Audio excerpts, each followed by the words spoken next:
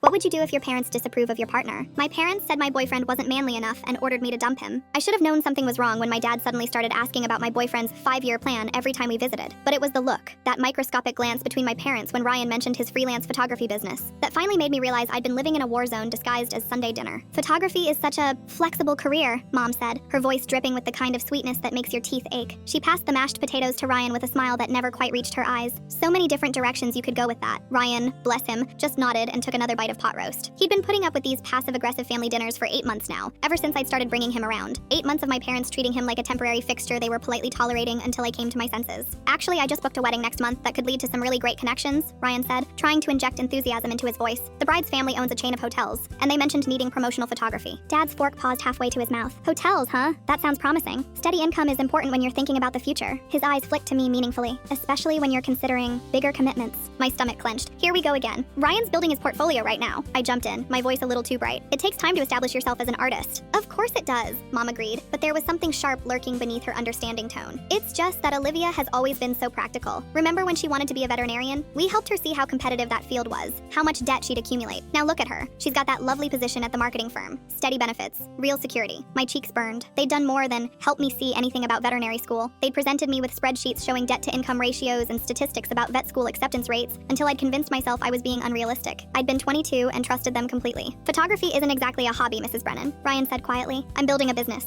Oh, I didn't mean to suggest it was a hobby, Mom backtracked smoothly. I just think it's wonderful that you're pursuing your passion. It's very romantic. The word romantic hung in the air like a judgment. Impractical, childish, unsustainable. My younger brother Caleb, who'd been quietly demolishing his dinner roll, suddenly looked up. Why do you always talk different about Ryan when he's not here? The table went dead silent. Mom's smile faltered for just a second before snapping back into place. What do you mean, sweetheart? Like, yesterday you were telling Dad that Ryan probably doesn't even pay taxes properly, and that Olivia needs to think about whether— Caleb? Dad's voice cut through the air like a blade. Why don't you go wash up? I think you've got gravy on your face. But Caleb wasn't budging. At 14, he'd developed that teenager superpower of being completely oblivious to social cues when he had something to say. And last week you said his family probably doesn't have any money saved for emergencies, and that Olivia should consider what kind of life she wants. That's enough, Mom said firmly. You're misunderstanding grown-up conversations. My blood turned to ice water. What conversations? It's nothing, honey, Mom started, but I was already looking at Ryan, whose face had gone carefully blank in the way it did when he was trying not to show he was hurt. What conversations? I repeated, my voice getting sharper. Dad cleared his throat. We're just concerned parents, Olivia. We want to make sure you're thinking clearly about your future. That's what parents do. By talking about my boyfriend behind his back? We weren't talking about him, Mom protested. We were talking about you, about what you deserve. The words hit me like a slap. What I deserved. As if Ryan was somehow beneath what I deserved. I think I should go, Ryan said quietly, already pushing back from the table. Ryan, no, I started. It's fine, he said, but his jaw was tight. I'll call you later. He left without another word, and I sat there staring at my parents across the dining room table that suddenly felt like a battlefield. This isn't over. Full story on my channel below.